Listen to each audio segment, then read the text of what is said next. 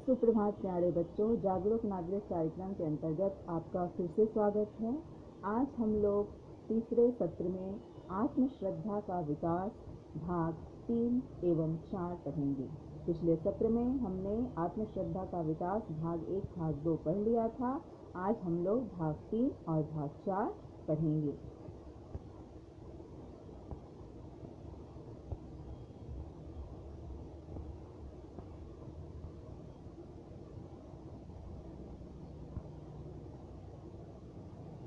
हमने पिछले सत्र में देखा मैं नई चीज़ों को सीख सकती हूँ, मैं कर सकती हूँ, मैं लगातार अपने में सुधार कर सकता हूँ। इस सत्र में हम आत्मश्रद्धा विकसित करने के 2 अन्य तरीकों को गहराई से देखेंगे। मैं कर सकती हूँ। मैं किसी भी प्रकार की चुनौतियों का सफलतापूर्वक सामना कर सकता हूँ। मैं ऊंचे लक्ष्य निर्धारित कर उसे पूरा कर सकता हूँ। आप इसे ध्यान से देखें।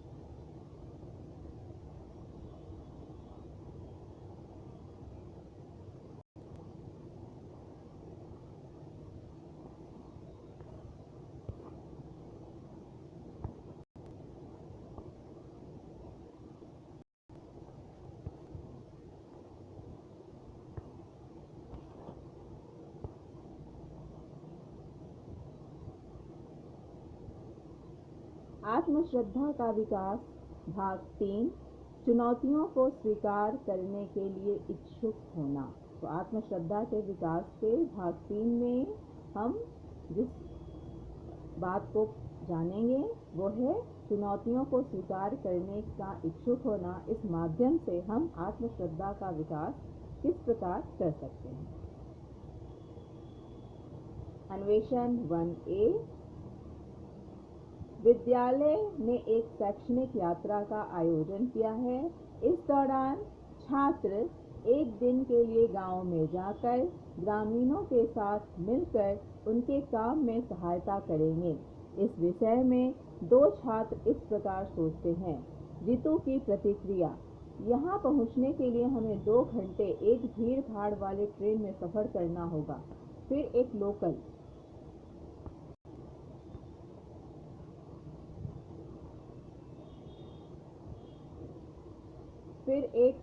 लोकल स्थानीय बस करनी होगी।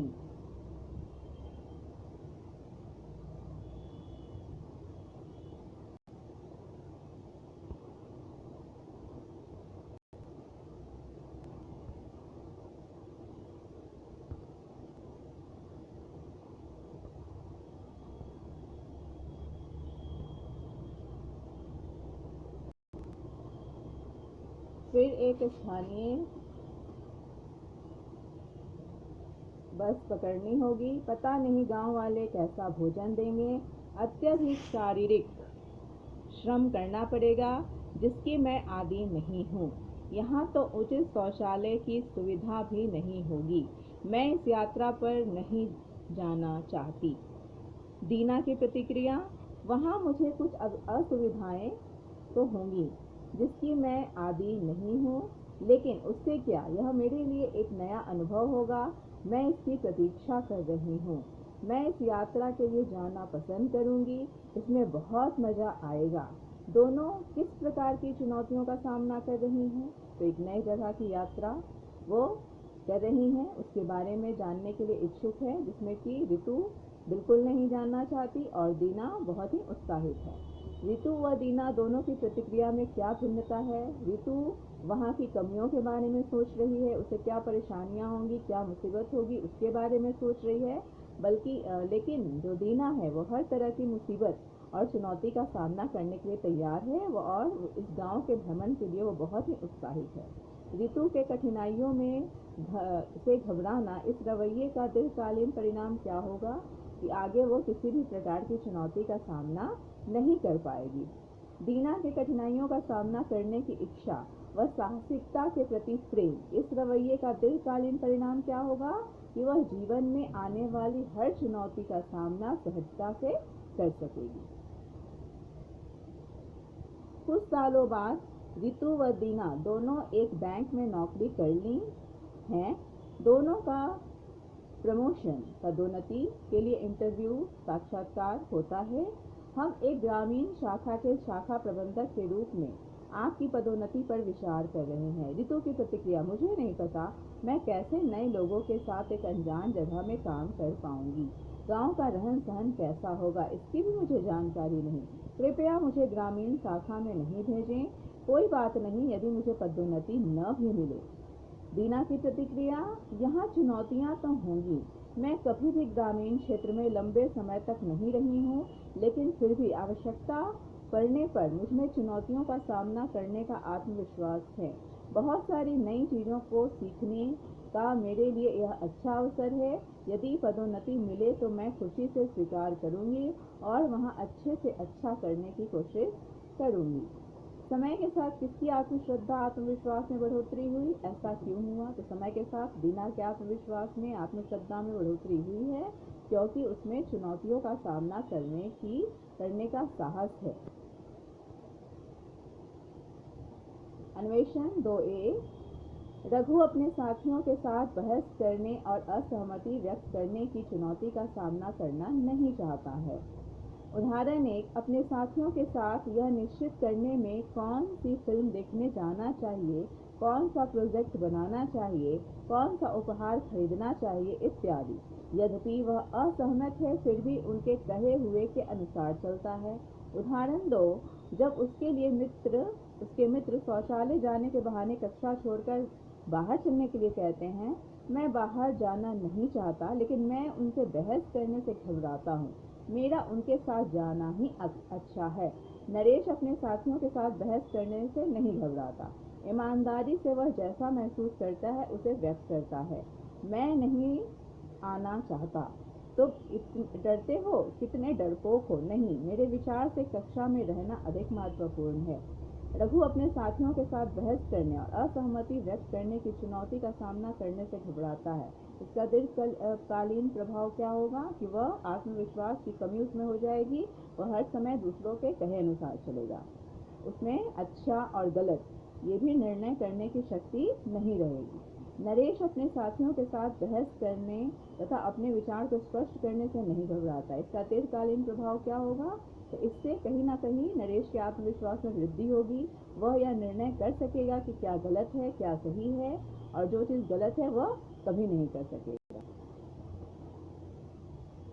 अन्वेषण 2B, कुछ सालों बाद रघु और नरेश एक सॉफ्टवेयर कंपनी में काम करते हैं। आप लोग क्या सोचते हैं? मैंने अभी जो कुछ कहा, क्या हमें उसके अनुसार बढ़ना चाहिए?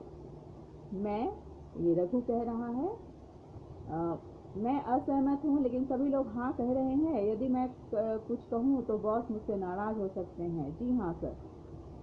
नरेश कह रहा है, मैं असहमत हूँ, लेकिन सभी लोग हाँ कह रहे हैं, परंतु बहस का सामना करने का मुझमें आत्मविश्वास है। सर, मुझे नहीं लगता कि ऐसा हो पाएगा, क्योंकि आखिर एक ईमानदार व्यक्ति तो है जो टीम में एक अलग नज़रिया रखता है। ये बॉस की सोच है जो नरेश के प्रति है कि आखिर एक ईमानदार व्यक्ति तो है जो टीम में एक अलग नज़रिया रखता है।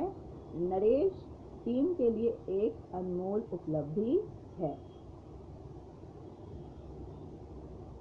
समय के साथ किसकी आत्मश्रद्धा आत्मविश्वास में बढ़ोतरी हुई है? तो आप देख सकते हैं कि नरेश की आत्मश्रद्धा आत्मविश्वास में काफ़ी बढ़ोतरी हुई है। वह हर बात पे अपना नजरिया, अपनी बात, अपनी अभिव्यक्ति को सही तरीके से रख रहा है। अन्वेषण 3A, कक्षा के अंत में अध्यापिका ने प्रत्येक छात्र से पूछा। उन्होंने आज जो कुछ सीखा है उसके बारे में सोचकर सबके सामने अपने विचार प्रस्तुत करें। 2 छात्र इस प्रकार सोचते हैं। चित्रा की प्रतिक्रिया, मैं कुछ नया नहीं सोच पा रही हूँ जो मैं कह सकूं। यदि मैं कुछ साधारण सी बात कहती हूँ तो सभी मुझ पर हंसेंगे। अब उसकी बारी आती है। मैडम, मेरे जो विचार थे अन्य छात्रों ने प्रस्तुत कर दिए। मैं यही कहना चाहती थी कि जो इन्होंने कह दिया। रश्मि की प्रतिक्रिया, मैं एकदम अचानक से कुछ नहीं सोच पा रही हूँ। लेकिन मुझे कोशिश करने दीजिए। मैं शांति से पुनः एक बार सोचूंगी। वह मैंने क्या नई चीज़ें सीखी हैं उसे लिखूंगी।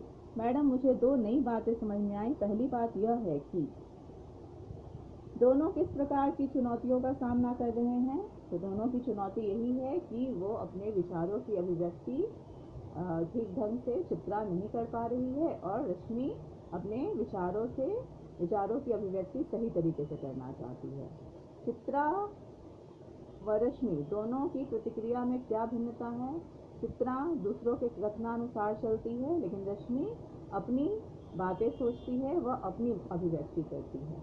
चित्रा के असफलता का भय, इस रवैये का दीर्घकालीन परिणाम क्या होगा। इसका दीर्घकालीन परिणाम यही होगा कि उसके आत्मविश्वास में कमी हो जाएगी। वह कभी भी कोई नया काम नहीं कर सकेगी। उसे हर समय दूसरे की सहायता चाहिए होगी। जबकि रश्मि के आत्मविश्वास में वृद्धि होगी। उसे दूसरों की सहायता की आवश्यकता नहीं पड़ेगी। वह फिर कुछ नया करने की, कुछ अच्छा करने की हमेशा सोचेगी। रश्मि का प्रयास करने के लिए इच्छुक इस रवैये का दीर्घकालीन परिणाम क्या होगा।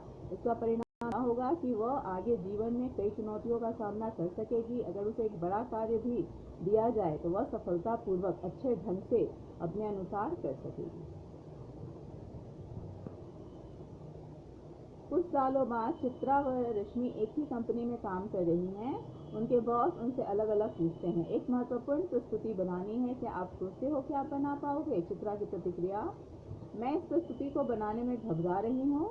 यदि यह अच्छा नहीं बना और लोग मुझ पर हंसे तो यदि लोगों ने मुझसे कठिन प्रश्न पूछा तो मैं उसका जवाब नहीं दे पाऊंगी। सर, मैंने ऐसी प्रस्तुति पहले कभी नहीं बनाई। मुझे नहीं लगता कि मैं इसे कर पाऊंगी। कृपया किसी और से कहें। स्कूल व कॉलेज में मैंने सबके सामने प्रस्तुति दी है, इसलिए समय के साथ लोगों के प्रश्न व बहस का उत्तर देने का आत्मविश्वास भी विकसित किया है। हाँ, मैं इसे खुशी से करना चाहूँगी। मैं अभी से इसकी तैयारी शुरू कर सकती हूँ। समय के साथ किसकी आत्मश्रद्धा आत्मविश्वास में बढ़ोतरी हुई है। तो रश्मि की आत्मश्रद्धा आत्मविश्वास में बढ़ोतरी हुई है। ऐसा क्यों हुआ। ऐसा इसलिए हुआ कि वह कभी भी किसी नई चुनौती से नहीं घबराई। हर समय वह प्रयास करने के लिए इच्छुक रहती है। वह असफलता से नहीं डरती है।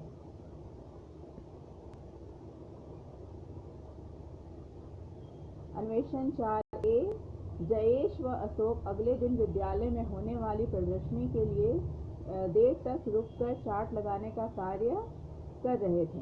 उन्हें अपने ही चार्ट में कुछ गलतियां दिखाई दी। जयेश की प्रतिक्रिया, यह छोटी सी गलती है, इतना कौन ध्यान देता है, ऐसे ही रहने दो, सभी लोग जानते हैं कि हम छात्र हैं, चलता है। अशोक की प्रतिक्रिया, प्रदर्शनी के लिए प्रत्येक चार्ट का ढंग से बनना बहुत महत्वपूर्ण है। हर गलती मायने रखती है। हमें अपने काम पर गर्व है, इससे हम स्वयं गौरवान्वित होते हैं। हम किसी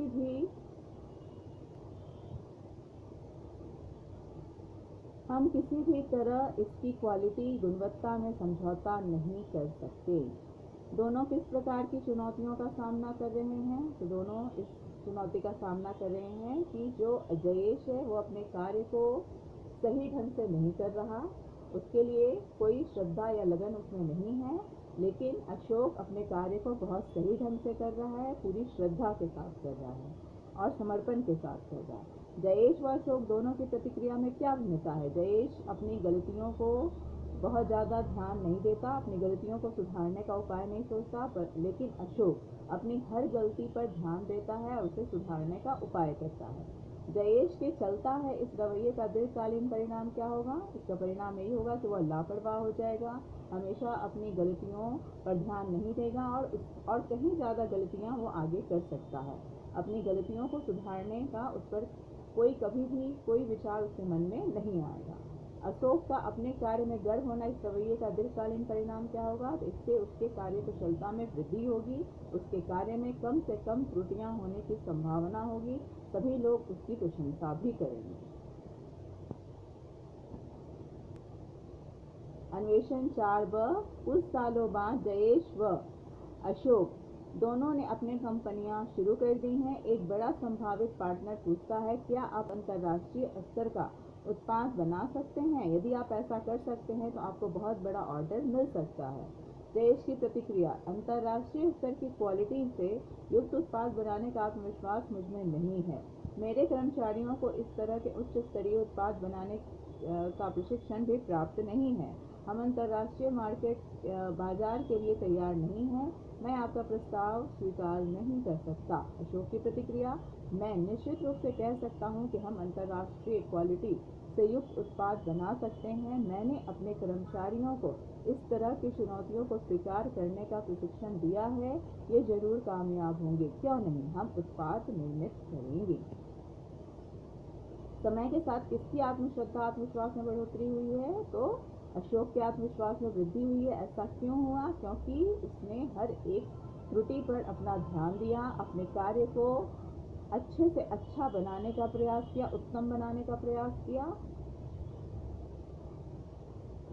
जब हम सब तरह की चुनौतियों को लेने के लिए इच्छुक नहीं हैं, शारीरिक, मानसिक, भावनात्मक चुनौतियां, तब हम चलता है का नजरिया विकसित करते हैं। हमारा असफलता के प्रति डर बढ़ता है। हम ज़्यादा से ज़्यादा आराम खोजने वाले बन जाते हैं। हम कोई भी शारीरिक मेहनत व कठिनाई वाला काम करने से डरते हैं।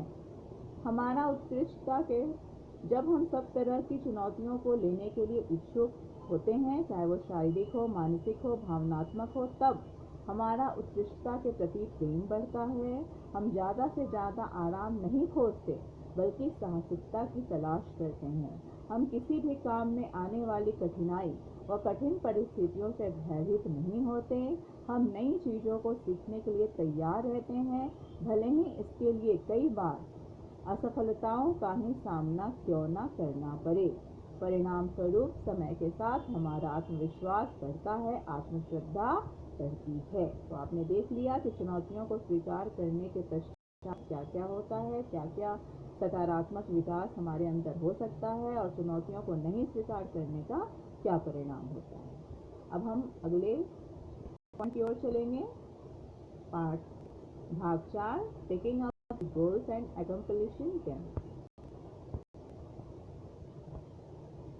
तो भाग 4 है बड़े लक्ष्य निर्धारित कर उसे पूरा करना। अभी हम कुछ वास्तविक जीवन के उदाहरण देख रहे हैं अन्वेषण 1 के माध्यम से। 37 वर्ष की अवस्था में प्रेमलता ने स्थानीय पहाड़ी चढ़ाई प्रतियोगिता में तीसरा स्थान प्राप्त किया। मैंने कभी सोचा भी नहीं था मैं इस पहाड़ पर चढ़ पाऊंगी। दूसरा, तुरंत बाद पर्वतारोही बछेंद्री पाल ने उन्हें पर्वतारोहण को गंभीरता से लेने के लिए सुझाव दिया। यदि मैं छोटी पहाड़ी पर चढ़ सकती हूँ तो पहाड़ों पर भी चढ़ सकती हूँ।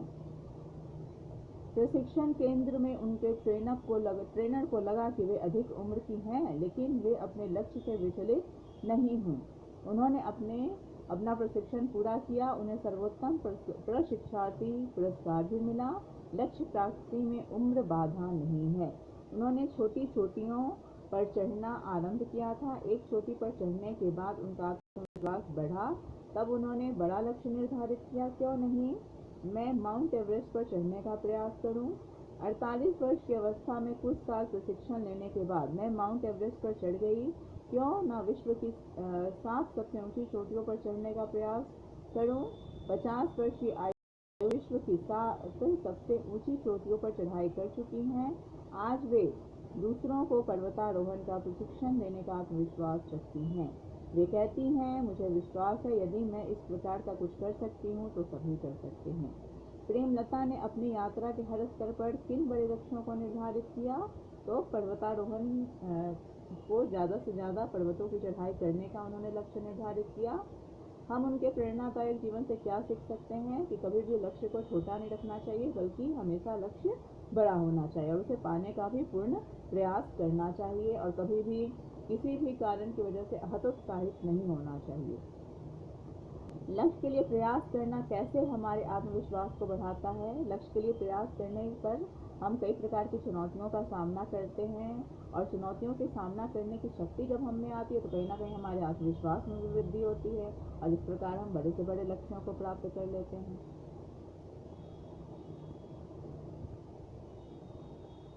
अन्वेषण 2, मंगलयान के लॉन्च के पीछे काम कर रही टीम से मिलिए। मंगल ग्रह परिक्रमा।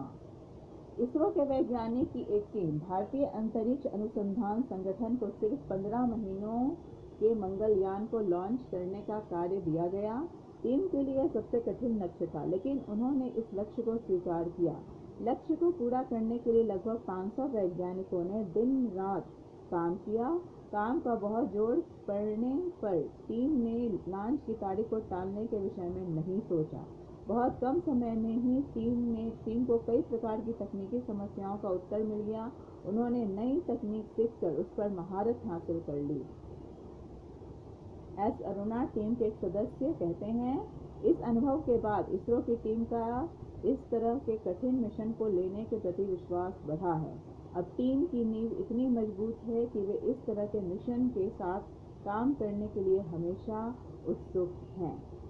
टीम के लिए यह एक कठिन लक्ष्य था, लेकिन इस लक्ष्य को उन्होंने स्वीकार किया।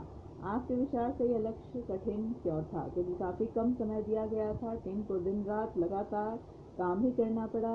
उनके पास बहुत सारी तकनीकी ज्ञान भी नहीं थी, कुछ कमियां भी थीं। इस कहानी से उदाहरण प्रस्तुत करके स्पष्ट करें कि उन्होंने लक्ष्य को स्वीकार किया का क्या तात्पर्य है। लक्ष्य को स्वीकार करने का तात्पर्य है कि उसके साथ आई सभी चुनौतियों का उन्होंने डटकर मुकाबला किया, हर चुनौती का सामना किया,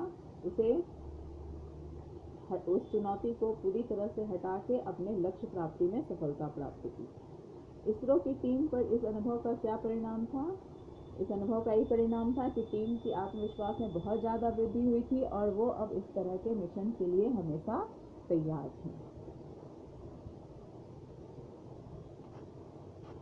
डॉक्टर के.एन.जी. रेड्डी से मिलिए। डॉक्टर रेड्डी लेबोरेटरीज के संस्थापक DRL, जिन्होंने दवाई के क्षेत्र में नई खोज करके भारतीयों को सस्ती दवाएं उपलब्ध करवाया। डॉक्टर रेड्डी की प्रेरणा नील आर्मस्ट्रांग की चांद पर जाने की उपलब्धि ने ही डॉक्टर रेड्डी को प्रेरित किया। उन्होंने महसूस किया कि विज्ञान की दुनिया के लिए यदि बिना भय व संकोच के प्रयास किया जाए, व्यक्ति कुछ भी पा सकता है। इसने मेरी ज़िंदगी हमेशा के लिए बदल डाली। यही समय था जब मैंने अपनी दवा कंपनी बनाने का सपना देखना शुरू किया, जो एक दिन गर्व से खड़ा होता। अपने लक्ष्य को साकार करने के लिए उन्होंने सरकारी नौकरी छोड़कर अपनी कंपनी शुरू की। उन्होंने दुर्लभ विदेशी दवाओं को कम लागत में बनाने का नया तरीका खोजा, जिसके लिए इनके पहले किसी भारतीय कंपनी ने प्रयास नहीं किया था। मैं हमेशा कुछ वैसा करना चाहता था जिससे करने में दूसरों को कठिनाई महसूस हो रही हो। नई दवाओं को खोज करने के लिए उन्होंने अनुसंधान शुरू किया, जबकि अन्य भारतीय कंपनियों ने विदेशी कंपनियों का नकल किया था। मैंने अपने वैज्ञानिकों से कहा, यदि हम नई दवाओं की खोज करने में सफल नहीं हो पाए, हम वैज्ञानिक पत्रिकाओं के लिए अच्छा अनुच्छेद लिखेंगे। विश्व के बाजार में अपनी दवाओं को बेचने के लिए डॉक्टर रेड्डी को शक्तिशाली अंतर्राष्ट्रीय दवा कंपनियों के विरोध का मुकाबला करना पड़ा। आज DRL विश्व की दवा कंपनियों में एक मुख्य कंपनी है। DRL की नई दवाओं को विश्व स्तर की कंपनियों के लिए लाइसेंस प्राप्त है। नील आर्मस्ट्रांग की उपलब्धि का डॉक्टर रेड्डी पर क्या प्रभाव पड़ा? तो उन्हें लगा कि वह विज्ञान के क्षेत्र में कुछ नया कर सकते हैं, कठिन से कठिन कार्य कर सकते हैं। डॉक्टर रेड्डी ने अपने लिए क्या बड़ा लक्ष्य निर्धारित किया कि वो भारतीयों को सस्ती दरों पर दवाई उपलब्ध करवाएंगे। डॉक्टर रेड्डी ने अपने लक्ष्य को पूरा करने के लिए क्या किया?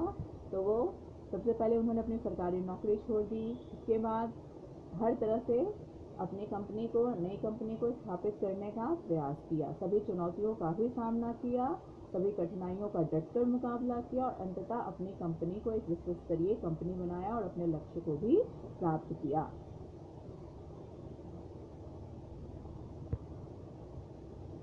हमने 3 लोगों के बारे में जाना जिन्होंने बड़ा लक्ष्य निर्धारित किया। Premlata Agarwal, ISRO team, doctor K N G. Reddy.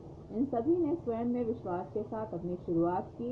इन सभी ने लक्ष्य प्राप्ति की दिशा में काम करने के साथ ज़्यादा आत्मविश्वास विकसित किया। इन सभी का प्रारंभिक विकास जबरदस्त आत्मविश्वास या आत्मश्रद्धा के रूप में परिवर्तित हुआ।